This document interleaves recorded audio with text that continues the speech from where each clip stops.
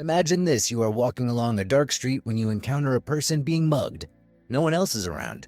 Your heart pounds as you face an impossible choice: intervene and risk your life, or walk away and betray your deepest moral principles. In that singular moment, frozen between action and inaction, who are you really? The person you believe yourself to be, or something altogether different? Fyodor Dostoyevsky understood something about human nature that we desperately avoid confronting. He knew that within each of us lies not just the potential for goodness, but an equally powerful capacity for darkness. A darkness that doesn't announce itself with fanfare, but whispers to us in our quietest moments of weakness, rationalization, and self-deception. Why do good people sometimes commit terrible acts? Why do religious leaders fall to scandal, moral crusaders to hypocrisy, and ordinary people to cruelty when circumstances shift? What did Dostoyevsky see in the human soul that made him conclude we are not merely rational beings but creatures of profound contradiction? The answer lies buried in the darkest corners of our consciousness, in that space where reason falters and something more primal takes hold. A place Dostoyevsky explored with unflinching courage while the rest of the world looked away. What happens when we finally confront what lurks beneath our civilized veneer? What Dostoyevsky discovered through his novels, particularly Crime and Punishment, The Brothers Karamazov, and Notes from Underground, was a profound psychological insight that modern science would take another century to fully acknowledge. Human beings are not primarily rational creatures. We are driven by forces far beneath the surface of consciousness, forces that often contradict our espoused values and self-image. Dostoyevsky was mapping the human psyche long before Freud formalized the concept of the unconscious. His characters reveal how beneath our rational thoughts lies a swirling mass of contradictory desires, impulses, and fears. Ivan Karamazov intellectually rejects God while unconsciously yearning for spiritual meaning. Raskolnikov commits murder based on a rational theory, only to find his unconscious moral sense destroying him from within. This recognition of our divided nature wasn't unique to Dostoyevsky. Nietzsche would later expand on this theme, suggesting that beneath our moral systems lies a will to power that drives human behavior more fundamentally than reason. Jung would develop this further with his concept of the shadow, those disowned parts of ourselves that operate with autonomy and power precisely because we refuse to acknowledge them. What makes Dostoyevsky's insight particularly disturbing is how it challenges the Enlightenment narrative of human progress. While thinkers like Kant proposed that rational morality would lead humanity forward, Dostoyevsky saw how reason could be used to justify almost any atrocity.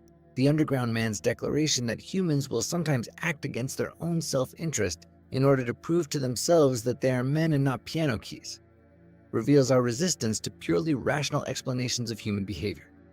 This isn't merely a philosophical problem, but a psychological one with profound implications. When we believe ourselves to be entirely rational, moral beings, we become blind to our capacity for evil. We externalize darkness, seeing it only in others, in the criminal, the foreign, the other, never in ourselves. This denial creates the very conditions for atrocity and self-destruction that filled Dostoyevsky's novels. Consider the Grand Inquisitor parable in The Brothers Karamazov, where Christ returns during the Spanish Inquisition only to be arrested by church authorities. The Inquisitor explains they must imprison Christ because his message of freedom is too burdensome for humanity. People, he argues, don't truly want freedom but rather bread, community, and someone to worship. This devastating critique suggests that our institutions, even religious ones, often betray their founding principles to serve darker human needs for control and simplicity. What makes us vulnerable to such corruption isn't weakness of will or lack of intelligence, but our psychological fragmentation. We contain multitudes of contradictory impulses, and as Dostoyevsky's characters repeatedly demonstrate, we will find sophisticated rationalizations to justify what we unconsciously desire. The intellectual Karamazov brothers cannot escape their father's sensual nature. The noble-minded revolutionary cannot escape the tyrannical impulses he condemns in others. The self-proclaimed moral crusader cannot escape the corruption they purport to fight. Schopenhauer, another influence on Dostoyevsky, understood this when he wrote that our intellect is usually the servant of our will rather than its master. We don't primarily use reason to determine what's true, but to justify what we already want to believe or do. Modern cognitive science has validated this insight through concepts like confirmation bias and motivated reasoning. We select evidence that confirms our existing beliefs, while finding reasons to discount contradictory information. What frightened Dostoyevsky most was seeing how this psychological division made modern ideologies particularly dangerous. When human beings combine moral certainty with unconscious shadow, the results can be catastrophic. His novel Demons prophetically depicted how revolutionary idealism could transform into violence and tyranny, a prediction that would play out across the 20th century in ways even Dostoyevsky couldn't have fully imagined. This psychological fragmentation that Dostoyevsky identified doesn't just exist as an abstract philosophical concept, it manifests in our daily lives in ways both subtle and profound. When we deny our capacity for darkness, that darkness doesn't disappear, it operates autonomously, shaping our choices while we remain oblivious to its influence. Consider how this plays out in our modern world. We condemn injustice on social media while unwittingly participating in economic systems that perpetuate suffering. We declare our commitment to truth while subtly manipulating facts to support our existing beliefs. We champion compassion while harboring resentments and prejudices we never acknowledge even to ourselves. This cognitive dissonance doesn't trouble us because we've developed sophisticated psychological mechanisms to maintain our self-image. Dostoyevsky's character Raskolnikov embodies this perfectly. An impoverished student who murders a pawnbroker, he convinces himself he's acting for noble reasons, testing whether he's an extraordinary man above conventional morality, obtaining money to help his family, eliminating a worthless person. Yet beneath these rationalizations lies something darker: resentment, pride, and a thirst for power. He cannot see these motivations because acknowledging them would shatter his self-concept. This self-deception creates a feedback loop of increasingly distorted thinking. As the psychiatrist Ian McGilchrist explains in his work on brain hemispheres, when our analytical mind becomes disconnected from our embodied, contextual understanding, we begin to mistake our conceptual maps for reality itself. We stop seeing people as complex beings and instead reduce them to ideological categories. We stop experiencing the world directly and instead filter everything through our mental constructs. This is precisely the trajectory Dostoyevsky traces in characters like Ivan Karamazov and the Underground Man, intellectuals whose minds have become disconnected from their hearts. The social consequences of this disconnection are devastating. When enough individuals live in this divided state, society itself fractures. Political discourse degenerates into tribal warfare. Religious institutions become vehicles for power rather than transcendence. Education systems produce technical knowledge without wisdom. Each group projects its disowned shadow onto opponents, creating enemies that seem wholly evil while maintaining the illusion of its own moral purity. Dostoyevsky foresaw with remarkable clarity how the rational utopian ideologies emerging in his time would lead not to heaven on earth, but to unprecedented brutality. The character Shiglayev in Demons declares, starting from unlimited freedom, I arrive at unlimited despotism. This paradox, that our pursuit of perfect justice through purely rational means leads to injustice, has played out repeatedly in history. When we believe we possess complete moral clarity while being blind to our own capacity for evil, we create the very conditions for atrocity. This pattern operates not just at the societal level, but within our personal relationships and inner lives. We find ourselves repeatedly creating the very situations we consciously seek to avoid. The person determined never to become like their abusive parent unconsciously adopts similar patterns. The nation traumatized by war becomes militaristic in the name of peace. The religious institution founded on compassion becomes judgmental and exclusionary in the name of purity. Neurologically, this makes perfect sense. As psychiatrist Bessel van der Kolk has demonstrated, trauma creates dissociation, a splitting of awareness where certain experiences become compartmentalized. When parts of ourselves remain unconscious, they operate according to their own logic, often recreating the very conditions we consciously reject. Dostoyevsky understood this dynamic intimately, having faced a firing squad before receiving a last-minute reprieve. Having struggled with gambling addiction and epilepsy, he knew how quickly the civilized self could give way to primal forces of fear, compulsion, and irrationality. What made him unique was his refusal to look away from these uncomfortable truths, his insistence on examining the full spectrum of human potential, from saintliness to depravity, often within the same character. The most unsettling consequence of our divided nature is what philosopher Martin Heidegger would later call forgetfulness of being. We become so identified with our concepts, roles, and ideologies that we lose touch with the mystery and depth of existence itself. Characters like Alyosha Karamazov stand as Dostoyevsky's answer to this spiritual crisis. Individuals who have faced their own capacity for darkness without being consumed by it, who maintain awareness of the sacred dimension of life in a world increasingly dominated by materialism and utility. But for most of us, this integration remains elusive. We continue living divided lives, wondering why happiness eludes us, why our relationships fail in familiar patterns, Why our societies seem caught in cycles of polarization and conflict. The unseen consequence of our refusal to heed Dostoyevsky's warning is a peculiar form of imprisonment. We become confined within mental constructs of our own making, increasingly disconnected from others, from nature, and from ourselves. What would Dostoyevsky prescribe as the antidote to this psychological imprisonment? Unlike many philosophers of his era, he offers no systematic solution, no 10-step program to integration. Instead, his novels present transformative moments when characters break free from their self-deception, often through suffering, confession, and an encounter with their own darkness so profound it shatters their previous identity. Consider the moment Raskolnikov falls at Sonia's feet, finally confessing his crime. Or when Dmitri Karamazov, falsely accused of his father's murder, accepts suffering as a path to redemption. These aren't merely plot points, but representations of what Dostoyevsky saw as the essential human journey, encountering our shadow not through abstract intellectualization, but through lived experience that breaks down our defensive structures. This approach stands in stark contrast to the rationalist solutions popular in Dostoyevsky's time and our own. While Enlightenment thinkers proposed better education, political reforms, or scientific advancement as cures for human suffering, Dostoyevsky recognized these addressed only symptoms, not the underlying psychological fragmentation. A well-educated person with an unintegrated shadow doesn't become moral. They simply develop more sophisticated rationalizations for their actions.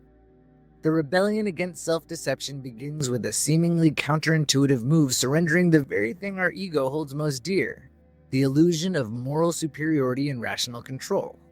This surrender isn't weakness, but requires tremendous courage. As Jung would later put it, one does not become enlightened by imagining figures of light, but by making the darkness conscious. Practically, this means developing what modern psychologists call metacognitive awareness, the capacity to observe our own thoughts and emotions without being completely identified with them. When you catch yourself constructing elaborate justifications for a questionable action, or notice how quickly you assign blame to others while excusing yourself, you're taking the first steps toward the kind of consciousness Dostoyevsky advocated. But awareness alone isn't enough. Dostoyevsky's characters demonstrate that transformation requires humility and confession, not necessarily to a priest, but to oneself and others. When Ivan confesses his complicity in his father's murder, when Stavrogin writes his confession of abusing a child, these acts represent the psyche's attempt to reintegrate its fragmented parts through honest acknowledgement. This integration process finds parallels in diverse wisdom traditions. The Buddhist practice of mindful awareness, the Christian emphasis on confession, the psychoanalytic focus on making the unconscious conscious all recognize that healing begins with breaking the spell of self-deception. What's required isn't self-improvement, but self-revelation, seeing clearly what was always there but hidden from awareness. Dostoyevsky's most radical suggestion, embodied in characters like Prince Myshkin and Alyosha Karamazov, is that love itself becomes possible only through this reconciliation with our shadow. Not the sentimental love of greeting cards, but love as a way of seeing clearly without the distortions of ego, recognizing both the darkness and light in ourselves and others without denial or projection. Why is this so difficult? Because it requires facing shame, perhaps the most unbearable human emotion. Shame tells us not just that we've done wrong, but that we are wrong, fundamentally flawed. Our elaborate psychological defenses exist largely to shield us from this feeling. Yet Dostoyevsky's characters find redemption precisely by moving through shame rather than around it. When Dmitri embraces his Karamazov nature, his capacity for sensuality and violence, he paradoxically becomes capable of true nobility. Historical figures who embodied this integration offer clues to its possibility. Consider Nelson Mandela, who emerged from 27 years of imprisonment without bitterness, capable of seeing humanity even in his oppressors. Or Viktor Frankl, who discovered in Nazi concentration camps that even in unimaginable suffering, the freedom to choose one's attitude remains. These weren't saints or perfect beings. They simply refused the comfort of splitting the world into heroes and villains, recognizing instead the complexity within themselves. The path isn't easy or straightforward. It requires facing what philosopher Jacob Needleman calls necessary suffering, the discomfort that arises when we stop running from uncomfortable truths.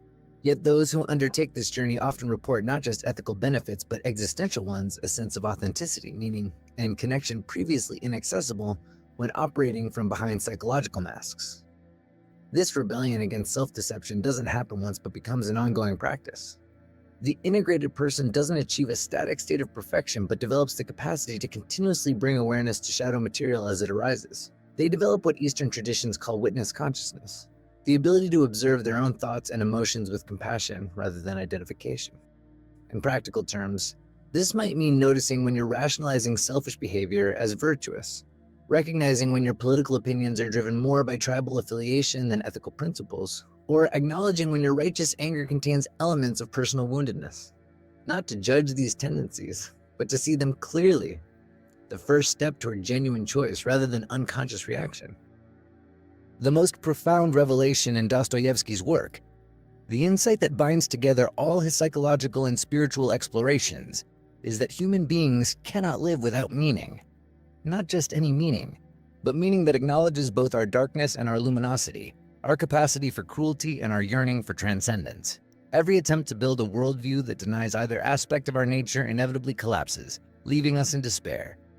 This is the revelation that dawns on Ivan Karamazov as he converses with the devil, a hallucination representing the parts of himself he's refused to acknowledge. It's the realization that breaks through Raskolnikov's intellectual defenses as he finally confesses his crime.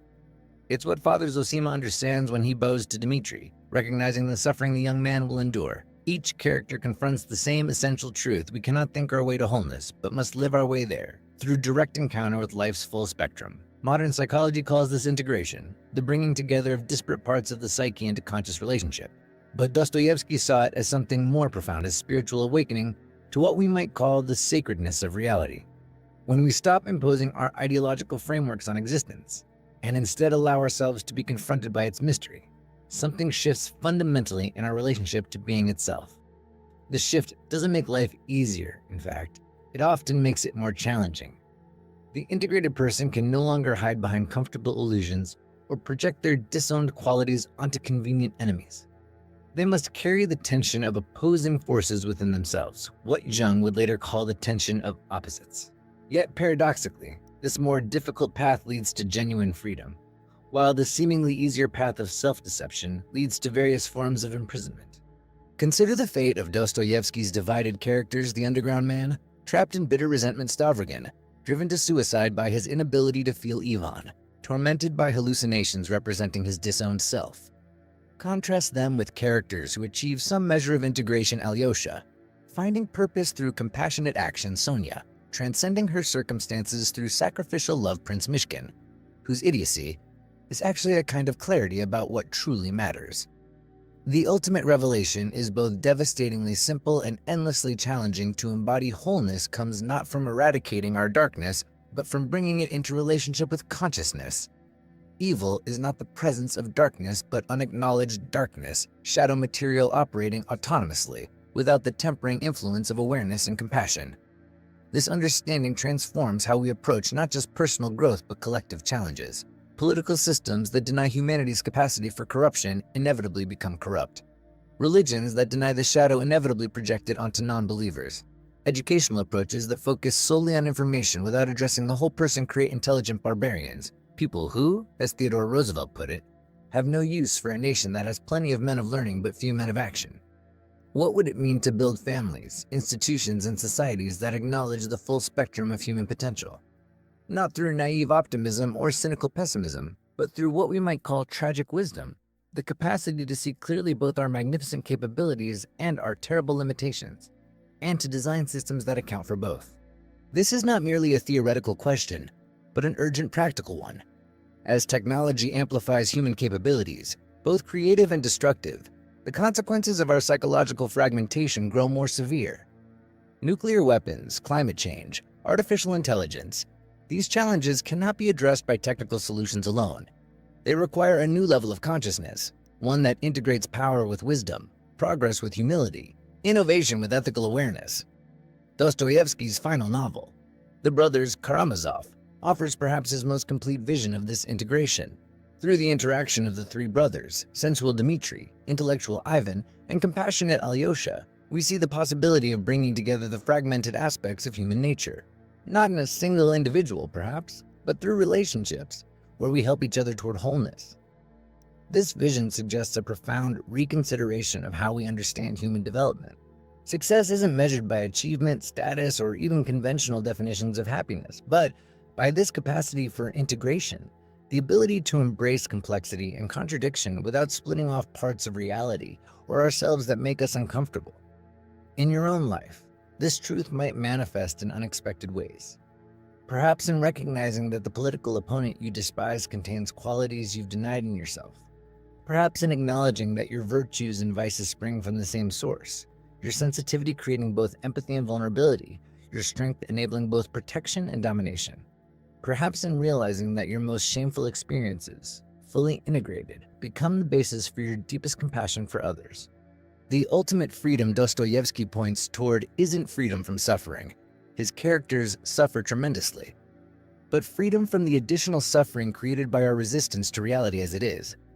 When we stop demanding that life conform to our ideological preferences and instead engage with its actual complexity, we discover what Alyosha finds at the novel's end, that even amid grief, even amid uncertainty, even amid the recognition of our own capacity for darkness, it's possible to say yes to life, to find what he calls joy without which the world cannot stand.